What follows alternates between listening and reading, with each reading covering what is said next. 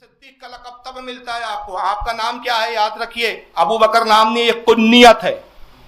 اور ابو بکر کے لفظی لغوی معنی ہوتے تنہا. اب یہ سوچیں گے آپ کیا ہے, ابو کے بعد معنی ہوتے باپ, بکر کے معنی ہوتے تنہا, یعنی تنہا کا باپ. یہ کنیت ہے آپ کی, یہ لقب ہے, اور یہ پیدائشی تھا. اب بکر نام کا کوئی بیٹا نہیں ہے آپ کا. ابو بکر یعنی بکر کے باپ, یعنی یہ کنیت ہے, لقب ہے.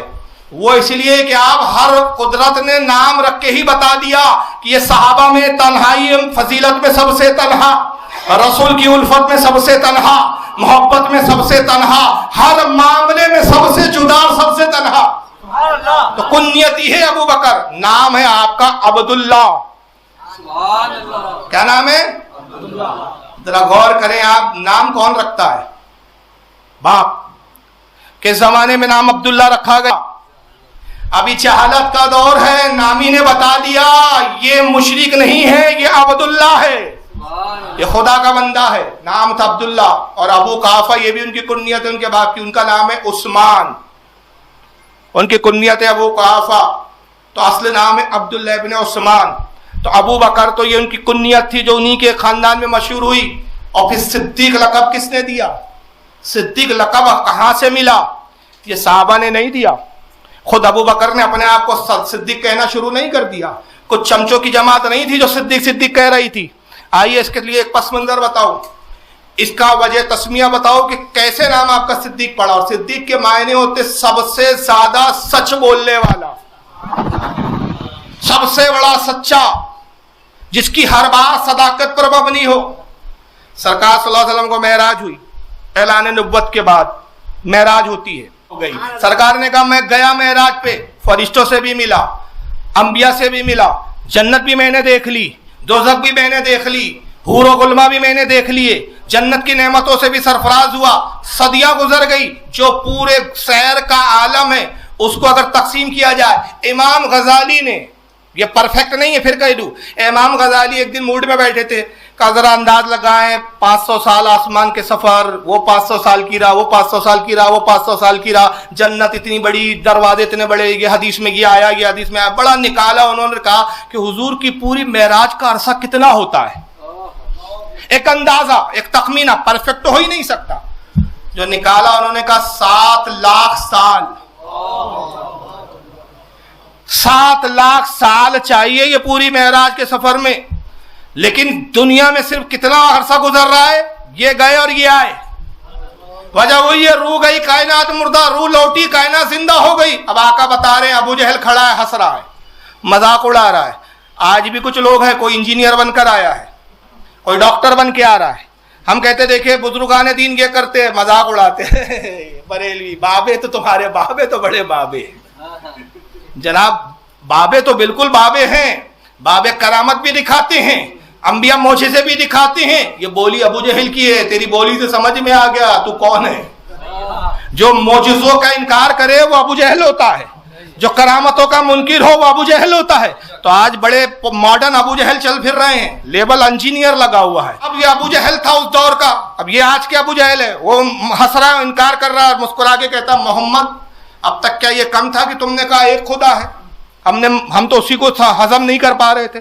تم کہہ رہے تھے ایک خدا پوری کائنات چلاتا ہے, ایک خدا ہے جو جسم جسمانیات سے پاک ہے. خدا ہے بھی مگر دکھتا بھی نہیں, خدا ہے بھی مگر نظر آتا بھی نہیں. ہم اسی پر حیران تھے کہ اب تم کہتے وہ خدا تمہیں لے بھی گیا, سیر بھی کروائی, تم نے اس کا دیدار بھی کر لیا, اس سے گفتگو بھی کر لی, جو ہمیں نہیں دکھتا تمہیں کیسے دکھیں گا. حضور نے فرمایا بے شک یہ میرا معجزہ ہے, اور میرے معجزے پر وہی ایمان لائیں گا جو اللہ پر ایمان رکھتا ہے. ابو جہل ہٹا گیا. ابو بکر صدیق ادھر سے تشریف لا رہے ہیں, ابھی سرکار سے ملاقات نہیں ہوئی ہے, حضور صلی اللہ علیہ وسلم سے دیدار نہیں کیا ہے, واقع معراج کی خبر بھی نہیں ہے, کیونکہ حضور گئے اور آئے ہیں, ابھی ابو بکر کو نہیں پتا. آتا کہتا ارے ابو بکر بڑا اچھا ہوا تم مل گئے. کہا کیا ہوا؟ کہا تمہارے صاحب دیوانے ہو گئے, معاذ اللہ مجنون ہو گئے. ہم نہ کہتے تھے کہ محمد دیوانہ اور مجنون ہے. کہا خاموش, بدبک, گستاخی نہ کر. کیا کہنا چاہتا ہے؟ کہا تمہارے صاحب کہہ رہے ہیں, تمہارے دوست کہہ رہے ہیں کہ میں کل معراج پر گیا, جنت وغیرہ سب دیکھ کر آ گیا. آپ نے یہ نہیں کہا, ہم ہوتے تو کیا کہتے, ٹھیک ہے ذرا میں پوچھ کر آتا ہوں, دیکھ کر آتا ہوں, مل کر آتا ہوں, تصدیق کرتا ہوں. وہ کہتا نہیں صاحب میں تو بابی کو نہیں مانتا, میں تو کتاب دیکھوں گا. ابو بکر نے تصدیق کے لیے یہ نہیں کہا حضور سے پوچھتا ہوں.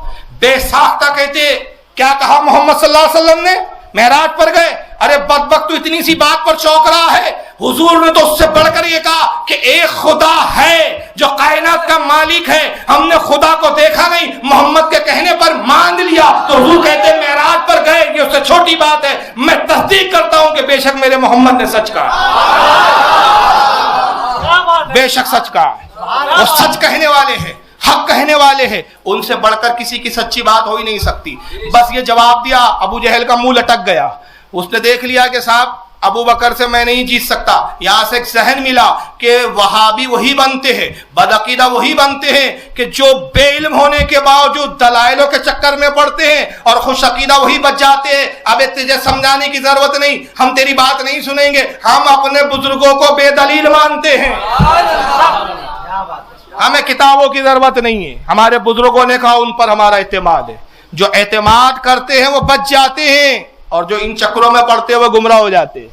بہرحال حضور کی خدمت میں جیسے حاضر گئے, آقا نے بے ساختہ فرمایا جبریل آئے, اور یہ بھی حضرت علی کی روایت ہے, حوالے سن لیجئے. حضرت علی فرماتے, عربی پڑھ لوں گا وقت ہو جائے گا, میرے پاس حالانکہ کتاب رکھی ہے یہاں پہ السوائق المورقہ, اس کے جملے یہاں ہے. طبرانی نے بھی اس حدیث کو لکھا, میں جو جملے دہراؤں گا بھی. حاکم نے المستدرک نے لکھا حدیث نمبر 4405. امام طبرانی نے معجم الکبیر, یہ سب اوریجنل کتابیں رکھی ہوئی ہے صاحب, یہ دیکھ لیجئے طبرانی کیسی ہے, دیکھ لو, کبھی دیکھا نہیں ہوگا شاید. یہ حاکم المستدرک, یہ سب اوریجنل رکھتے ہو تو بات کرتے ہم صاحب. تو اب ساری کتابیں لائبریری نہیں لا سکتا ہوں, لیکن یہ دو کتابیں یہاں موجود ہیں. ابن جوزی نے اس کو لکھا اپنی کتاب صفت الصفوہ میں. حضرت امام الدیار بکری نے اپنی کتاب تاریخ الخمیس میں لکھا. امام نووی نے تہذیب الاسماء واللغات میں, متعدد حوالے ہیں میرے پاس. یہ سارے محدثین حضرت علی سے روایت کرتے. مولا کائنات کہتے ہیں کہ جیسے ہی ابو بکر آئے ابو جہل سے حجت کرتے, جبریل آئے اور جبریل نے کہا یا رسول اللہ, اللہ فرماتا ہے کہ آپ کے صحابہ میں سب سے بڑا سچا جسے دیکھنا ہو, سب سے بڑا صدیق دیکھنا ہو, وہ ابو بکر کو دیکھنا. یہ سب سے بڑے سچے ہیں. لوگ سننے کے بعد ایمان لاتے ہیں, لوگ پوچھنے کے بعد ایمان لاتے ہیں, لوگ تحقیق کے بعد ایمان لاتے ہیں. یہ صرف سنتے ہیں کہ بات آقا سے منسوب ہے, کہ ویسے ہی ایمان لے آئے.